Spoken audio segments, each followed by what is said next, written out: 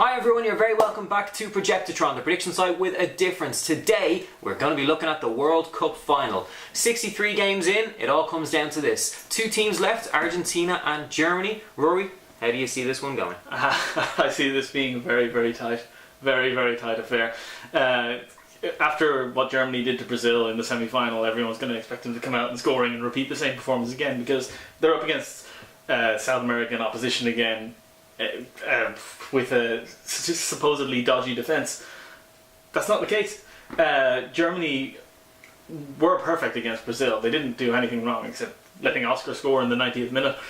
And Argentina are a lot more competent than even we've given them credit for, and a lot of people have given them credit for. Romero's had a great competition as the goalkeeper, and their defence has been pretty solid overall. They've conceded 3 goals in this tournament. That's all right. So I think that people shouldn't expect a goal fest. I think we really have to look at this one as a kind of destiny versus facts kind of thing. Now the facts are all leading up to a much tighter game, despite the fact that Germany have seemingly gained momentum and Argentina have just steadily trundled their way through the competition, being very sturdy, winning every game by 1 goal except for the Netherlands game where they won it on penalties. And Germany started off fast against Portugal, sort of hit a slump, and then accelerated and hit fever pitch on Tuesday. But so the facts would seem to suggest that this is going to be quite a tight clash. But destiny would suggest that this is Germans' time to shine. It's 24 years since they last won the World Cup. Argentina had to wait 24 years before they won their most recent World Cup. Italy had to wait 24 years since they had previously won the World Cup. It's 24 years again for another superpower of football. I think that's what destiny might be saying.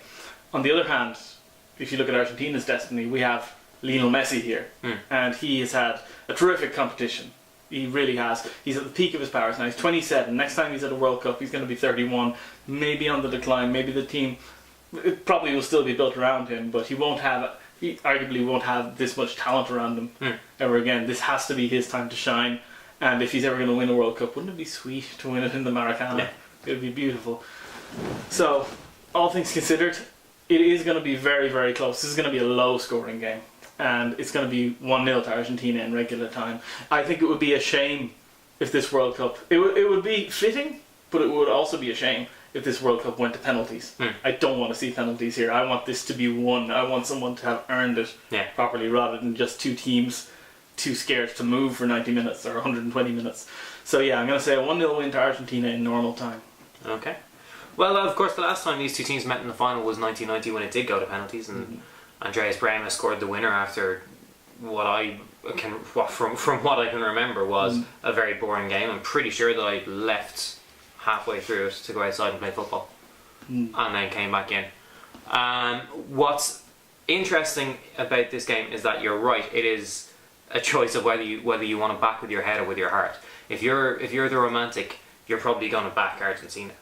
They've now become the underdogs after winning in every way possible. They've won it in normal time. They've won in extra time. They've won on penalties. They've come through and shown great heart and great emotion. The emotion coming out of those Argentine players after the penalty win against the Dutch was infectious, brilliant, and so wonderful to see that there is a country that cares that much, especially when you compare it to the kind of cold, calculated professionalism of the Germans as they walked off the pitch. The problem is that football isn't just played with the heart. It's also played with the feet and 11 talented players. And the Germans have the more talented team.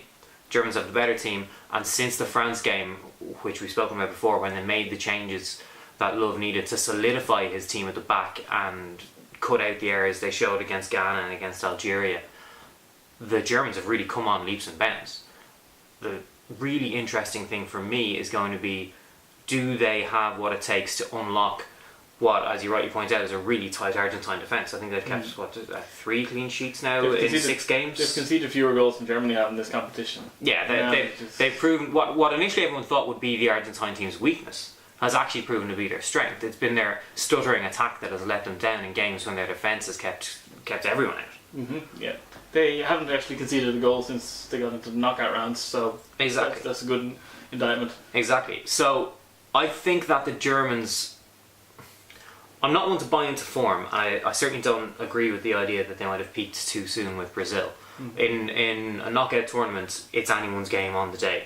But I think the Germans have shown that they now are comfortable with their system. They're comfortable with the way that they're playing, not just the system, but the style of play that they have. And everyone is now finally in their best position. I think as well that if it comes down to 70 minutes, 75 minutes, and Love is looking back at his bench, he has more options than Sabah has coming off his. So I think squad depth is going to play a big part in this as well, especially when you consider not only do the Germans have an extra day of rest, but they only played for they played for 90 minutes, but I mean they only really played for 45 minutes, as opposed to Argentina, who went 120 minutes a day later against the Dutch. I think fitness could come into this as well. I think this might just be a game too far for Argentina's grit and determination. I think the Germans are going to win it, and I think it'll probably be 2-0. I'm tempted to say 2-1 because I don't like to discount Argentina completely, but they haven't been free scoring, so I'm going to go with 2-0 to Germany. Now, you said you're going 1-0 Argentina. Yes. You said you think it could be Messi's tournament finally. Could be Messi's tournament, yeah. Who's going to get the goal? I don't know if he'll get the goal. That's the thing. I think it'd be very, very fitting if he was the guy who actually set it up. You know, I want to see him run past. Of course, I want to see him run past 200 Germans and then rifle it into the top of the net. I think he might get past 4, and then play it on a plate for one of his teammates. And you know, a lot of people for a long time have really criticised Gonzalo Higuain for not being a superstar. I think he is a superstar. I think he's a fantastic striker. He's had a poor World Cup, but by the same token, he did score the goal against Belgium. He is a wonderful footballer, and even when he's not at his peak, he's still an incredible threat. I'd like to see him get the winning goal. I'd like to see him get the goal that'll put Argentina over the edge. So you're going with Higuain first goal? Higuain first goal. And only goal. First and only goal? First and only goal. And when's he going to score it? That's a really good question, because Germany have also been pretty tight at the back in this World Cup. I mean, yeah, they conceded more goals than Argentina, but still not a lot. They had... And generally speaking, when they've conceded these goals, they conceded against Algeria in extra time. They conceded against Brazil in the 90th minute. I think we might see a repeat of this as well, because Argentina have, the Belgian game aside, they got the winning goal against Switzerland very, very late. They didn't score against Holland. If this goal is going to come, it's going to be very, very late, and we could be set up for a manic finish.